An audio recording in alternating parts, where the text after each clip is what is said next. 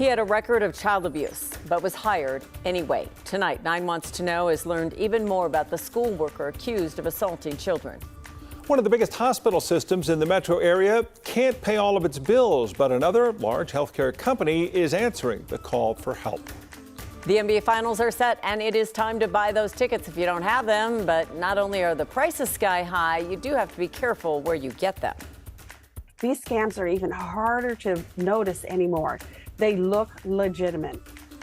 Jaleesa Rosari tells us how to make sure you get the real deal.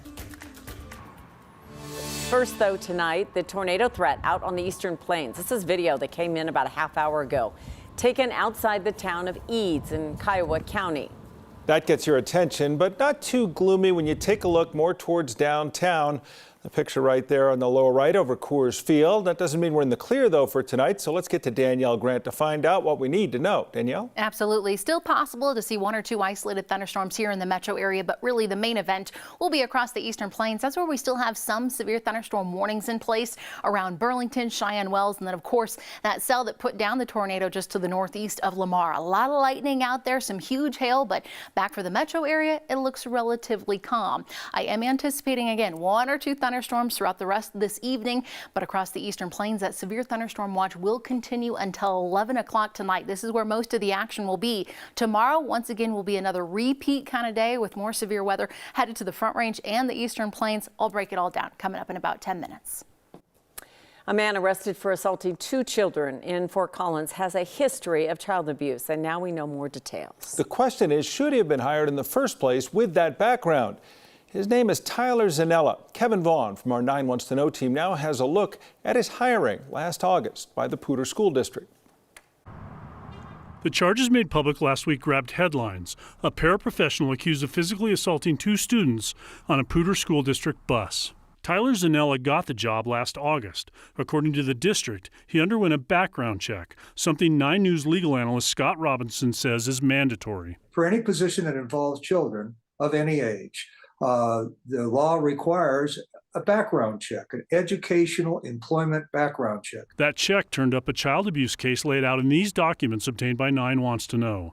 They show that in that 2012 incident, Zanella was watching a small child when he allegedly got really drunk. The child was left for an extended period with a soiled diaper. The child's mother told Adams County Sheriff's deputies after she got home, Zanella walked down the stairs and staggered to the couch where he almost fell. Questioned by a deputy, Zanella said, "Yes, I was drinking, only for about 20 minutes."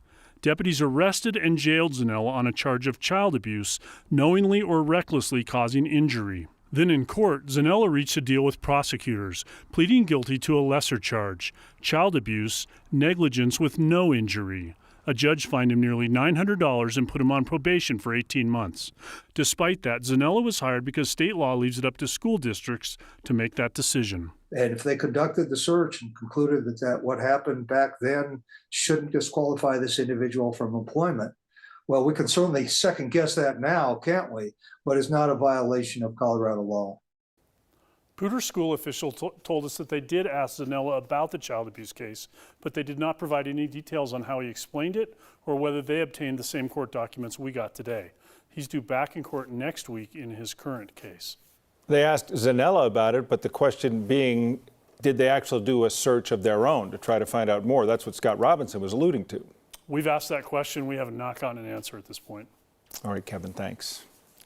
The man accused of killing an Arvada police officer last fall has pleaded not guilty to the crime. Sonny Almanza appeared in court this morning.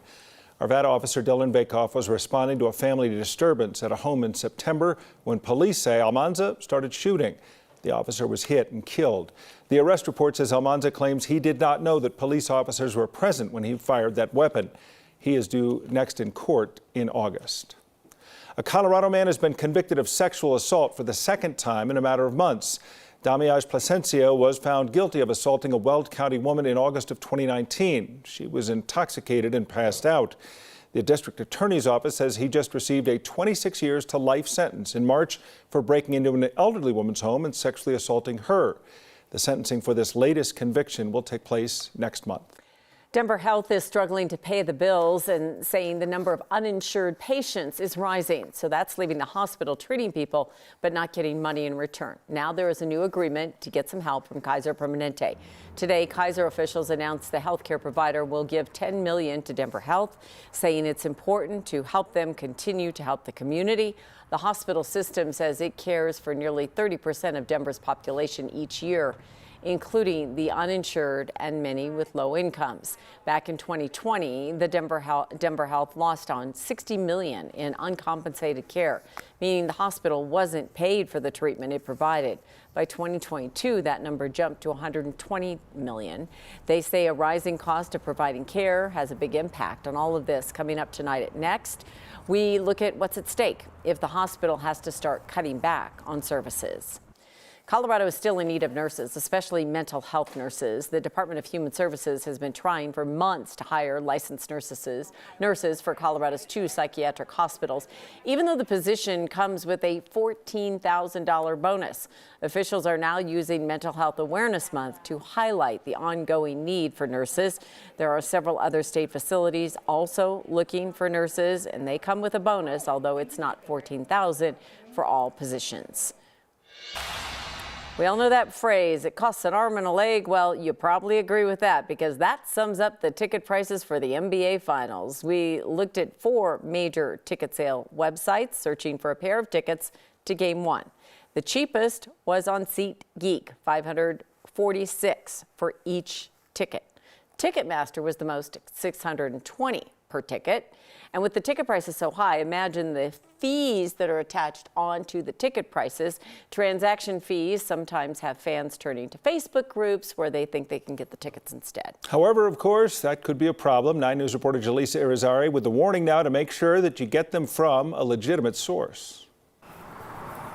As the city gets ready for the NBA Finals, nothing can prepare someone for these kinds of prices and these kinds of fees. It's like paying for another ticket in another part of the arena. It's crazy. David Alarcon gets it. He's spent at least one game for each of the playoff series where everyone else dreams to be. But it's cost him. Yeah, that's why I'm working right now to pay for all these flights and tickets. David currently lives in Utah.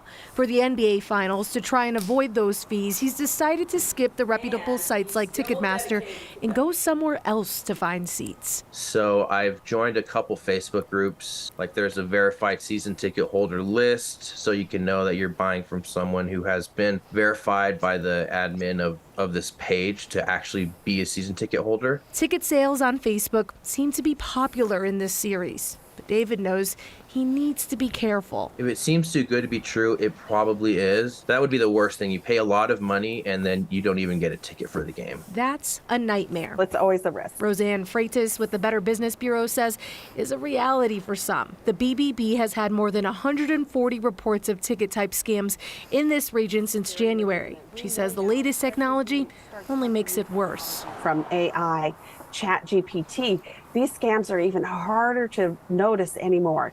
They look legitimate. That's kind of a red flag. David knows there's some financial danger trying to attend these kinds of events.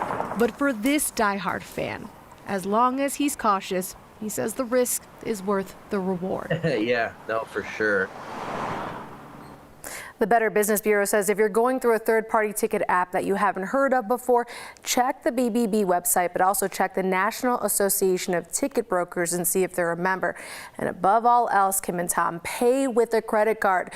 Most cards come with fraud protection that could potentially help you recover your money. People are often spending this money because of emotion, and that gives you an idea of how much it would hurt if you bought a fraudulent card, not just in the wallet, but in your heart. Yeah. Exactly. I mean, if you are paying $600 to go to a single basketball game, you must have a lot of love for that team. So, And you travel like he was. Exactly. And that's what I've kind of noticed when I was searching for people to talk to in this story. A lot of people are coming from out of town. A lot of diehard fans that maybe once lived in Colorado, like David. He's from Gunnison, I believe. But a lot of diehard fans are coming back into town just to experience this moment. Big times indeed. Thanks, Jaleesa. Of course, it's expensive to go to the home games. The road games, not as expensive. Ball Arena once again hosting watch parties for those away games, the 3rd and 4th games on June 7th and 9th, and they're on sale now. The prices are $20 instead of the $10 you'd been paying for the earlier watch parties. You might want to get them quickly, though, if you want to go, because those last 2 parties did sell out. Much more Nuggets coverage coming up in sports. Ball Arena decked out, ready for the finals. It starts in 2 days.